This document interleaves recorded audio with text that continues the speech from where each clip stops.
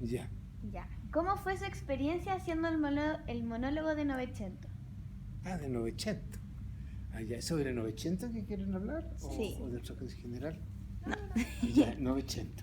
Bueno, fue una experiencia bastante, un poquito aterradora, porque es un texto muy largo y que yo veía con mucha dificultad memorizar un texto tan largo. Al comienzo la obra duraba más de 2 horas, usaba como 2 horas 20. Terminó en 2 horas más o menos, ¿ya? Entonces, bueno, en primer lugar era memorizar un texto muy largo. Pero por otro lado, me gustaba mucho el texto, entonces empecé con mucho tiempo a leerlo muchas veces, lo dividí en partes para irlo memorizando, para irlo entendiendo, ¿ya? Y, y después de como a los 2 meses de estar estudiando el texto llegó el director, que era un director gringo, Michael Radford, y él venía de dirigir una película muy importante, que era El Mercader de Venecia de Shakespeare, con Al Pacino y Jeremy Irons. Y venía y de ahí llegó aquí a Santiago de Chile a dirigirme a mí, entonces eso a mí también me asustaba bastante, porque decía yo, bueno, el señor viene de dirigir esos tremendos actores aquí, venir aquí con nosotros aquí en Chile. Entonces estaba bastante... Pero cuando él llegó, la verdad es que se calmaron los temores, porque lo primero que él nos dijo, cuando reunió a mí y a todo el equipo, que estaba aquí el escenógrafo, el músico, yo, el productor y todo el equipo, el actor era uno solo, pero el equipo era, como siempre, el teatro mucho mayor. Entonces él dijo que aquí no corrían los currículum de nadie. Estábamos todos igualmente asustados y para todos era un desafío por igual. Así que partiéramos todos desde el mismo punto. No de que unos tenían más currículum, otros menos, sino que partir desde la obra, de lo que se podía hacer. Así que eso fue ya un muy buen comienzo. ¿Mm? Y, y eso. Y bueno, igual fue una linda experiencia. En general los directores extranjeros, no solo me ha pasado con él, sino que con todos los extranjeros que me han tocado, alemanes, italianos, de lo que sea, y dirigen mucho menos que los chilenos. Ellos dan 2 o 3 indicaciones que son muy centrales y ellos esperan de que uno cumpla con esas indicaciones. Y me acuerdo que esa larga historia que tenía que contar, él me dio una indicación central, y era que el personaje, o sea, que el personaje porque era un personaje que contaba la historia de una experiencia que le había ocurrido en un barco con un pianista, ¿no? Con otra persona, y él contaba esa historia. Entonces la indicación que me dio fue bien curiosa, porque me dijo, eh, tú tienes que vas a contar una larga historia al público, pero tú no quieres contarla. Y el personaje no quiere contarlo, porque eso es algo muy profundo para él, lo que tiene que contar, que lo ha afectado mucho, y por lo tanto le cuesta contarlo. Entonces con eso estableció inmediatamente un conflicto al interior entre el actor y la historia. Entonces eso obligaba a algo especial, ¿no? Es decir, de- de- es como cuando alguien, nos pasa a todos, cuando alguien le ocurre algo muy importante, a veces uno no sabe cómo explicarlo, no sabe cómo decirlo. Cuando no es tan importante uno lo cuenta así fluidamente. Pero si algo le pasa a uno que lo afecta mucho, uno dice, ay, no sé cómo explicarlo, no sé cómo decirlo, no sé cómo transmitir lo que, lo que sentí en ese momento con esas personas, o con ese hecho, o con esa persona, lo que sea. Entonces, eso a él le importaba mucho, que ocurriera eso, lo cual era una indicación difícil, pero bastante buena. Ya. La otra pregunta es, ¿cuál es su visión respecto a la muerte? Chuta. Bueno, la visión respecto a la muerte es...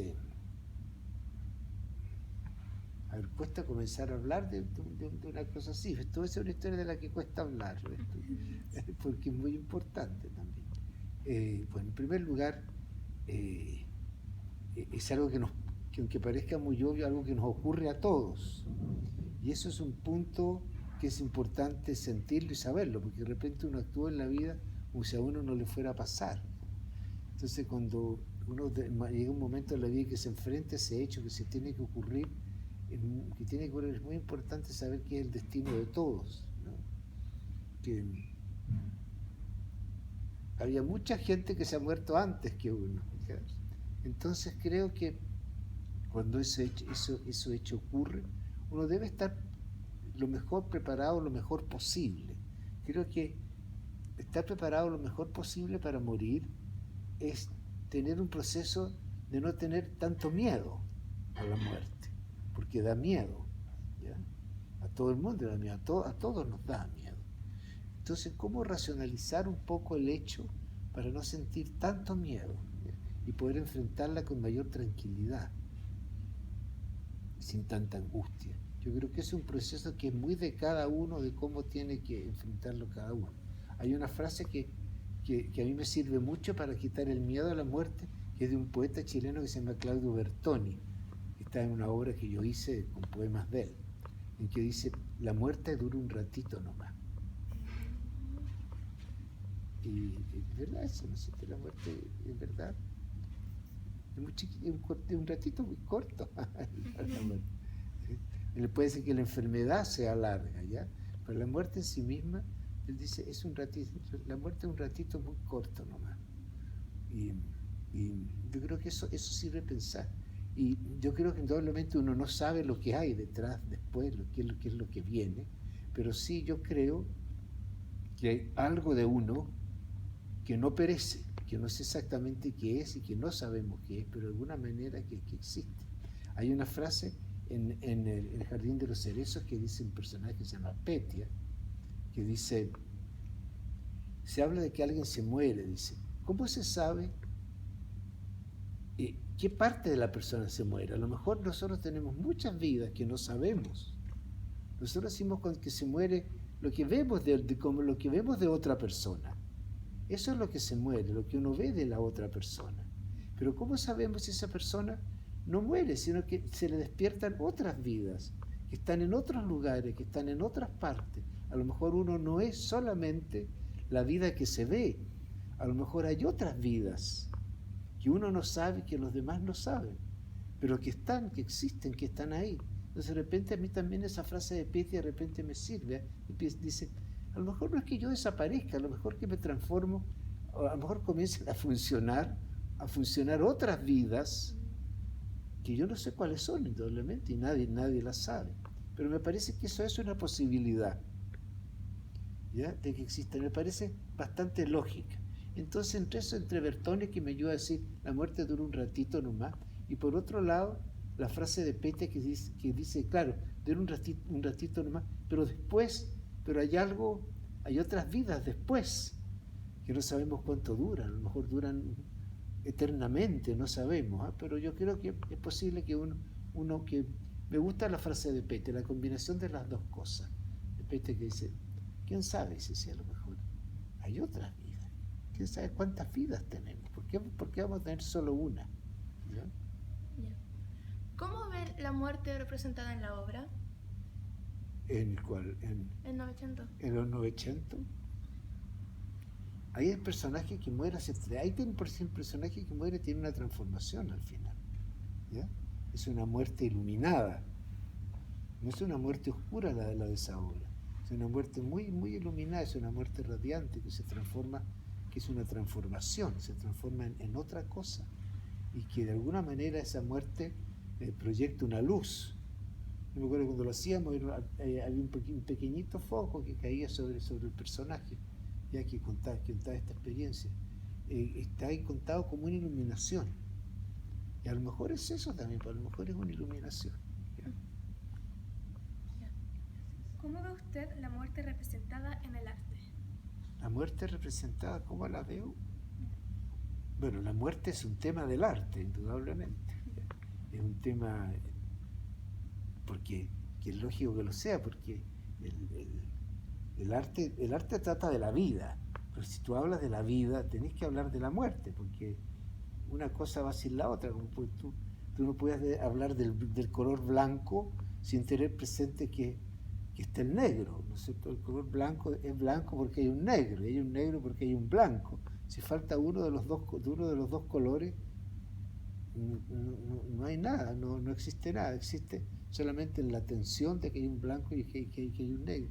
Entonces, claro, el arte habla de esa tensión, de esos dos polos que son la vida y que son la muerte, y el transcurso, lo que hay ahí entre medio, ¿no es cierto?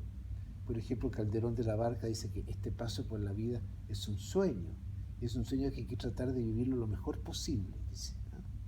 Y que hay que vivir lo mejor posible, porque tiene un comienzo, tiene un fin, que el que nosotros sentimos. A lo mejor la vida comenzó antes de que uno nazca y continúa después, pero este tramo es uno solo, es solamente este. Aparte de que podamos existir desde antes o podamos existir desde después. Él se atiene muy concretamente a este ratito que estamos aquí, y dice que hay que emplearlo bien, de que eso es lo que más nos conviene. Entonces yo creo que la muerte es tema siempre, existe siempre. Yo creo que, por ejemplo, si no hubiera muerte, bueno, no habría vida, ¿ya? Porque como hablamos, hay una cosa que existe la otra. Pero si no hubiera muerte, tampoco habría arte. Pues yo creo que el arte no tendría de qué hablar, porque lo que habla el arte es precisamente de este estar aquí este ratito, ¿no? Y la especulación de la trascendencia que pueda tener, ya sea para esta vida y para la otra. Que el arte vive porque hay esta vida en la cual estamos nosotros, este ratito cortito. Entonces, eso es el arte, y el arte trata de significar este paso, este tiempo, esta temporalidad en la que estamos, ¿ya? Y ese es el tema. Se representa de muchas maneras. No hay ningún arte, en el cine, en la música, en el teatro, en la literatura, en la poesía. Todo siempre está la muerte, porque es tema nuestro. ¿Qué más? Eso. Eso es todo. Pero bien, oye, ¿para qué? ¿Y qué tarea es esta? Es ¿Es una tarea o es una idea de ustedes? Un trabajo, lamentablemente. Es un trabajo. Sí. Pero lindo el trabajo. ¿Y qué le encargaron? ¿Cómo fue la tarea? ¿Qué le dijeron? ¿Hagan qué cosa? Nos tenían que dar un tema, o sea, primero nos hicieron leer 900 y nos dieron un tema y teníamos que hablar con respecto ¿Y por qué a ese tema. 900? ¿Alguien vio 900 vio la obra? Tuvimos que leer El libro. Leyeron el libro. Sí, Claro. Y también está la película. Está la película, claro. Hay una cosa que es muy bonita, una idea muy bonita en el libro, ¿no? Y es que es muy importante. Y es que para conocer el mundo, tú lo puedes conocer, ¿no? Para conocer el mundo, lo que cuenta esa obra es que para que tú quieres conocer el mundo, la vida que vivimos, el mundo, no es necesario salir a recorrer todo el mundo, sino que desde el lugar donde tú estás puedes conocer todo el mundo, sin salir de ahí. Este personaje dice: yo conozco el mundo y no he salido nunca del barco, porque el mundo pasa por el barco. Y lo único que hago yo es observar el mundo que pasa por el barco. ¿Y por qué no quiero bajarme del barco? Dice, porque cuando una vez lo intenté, salí para afuera y vi que la ciudad era tan grande, que habían tantas calles, que habían tanta gente, que habían tantos caminos que seguir, que dije, esto a mí no me va, más lo que me va a confundir que lo que me va a hacer saber nada. Entonces, volvió para el interior del barco. Dijo, desde este barco yo puedo conocer el mundo mejor que si estuviera afuera. Y eso eso implica una actitud muy bonita para las personas, porque somos muy ansiosos nosotros, y yo entre ellos, de viajar, de conocer, estar aquí, estar allá, estar acá, y de repente esa ansiedad tan grande, esa ambición tan grande, salir, de partir para allá, de partir para acá, de moverse todo el tiempo, no necesariamente te trae conocimiento y experiencia. A veces te puede traer más experiencia también estar más en uno mismo, en el lugar donde está, y de ahí reflexionar el mundo, porque en realidad el mundo puede pasar por cualquier lado, ¿cierto? ¿Ya? Imagínate una persona, por ejemplo, que viviera, así como el Señor vivía en el barco. Imagínate si una persona viviera exclusivamente dentro de un teatro, supongamos ese hecho, ¿no? Imagínate, y observa, es una persona que está observando, Imagínate, se observa todo lo que cuentan todas las obras de teatro y todo lo que cuentan los espectadores, la cantidad de gente que pasa por aquí. Por un teatro pasa el mundo también, ¿ya? Todo el mundo pasa por un teatro y pasan las historias, los cuentos, los sueños, las personas, las reacciones de las personas, y pasa tanto, ¿no? Entonces es bonito eso, por eso es muy bonito esa obra. En este caso es un barco en vez de ser un teatro. Hay una obra de Chekhov que El cisne, El cisne, claro. que es del cuidador que vive en el teatro. Tienes toda la razón, la muerte del cisne, no, El cisne negro, el cisne negro, tiene razón, cuidador que vive en el teatro. que es muy bonito. Ah, mira, claro. Muchas gracias, Tito. Ya nada, pues Muchas gracias a gracias. ustedes. Gracias. Qué bueno.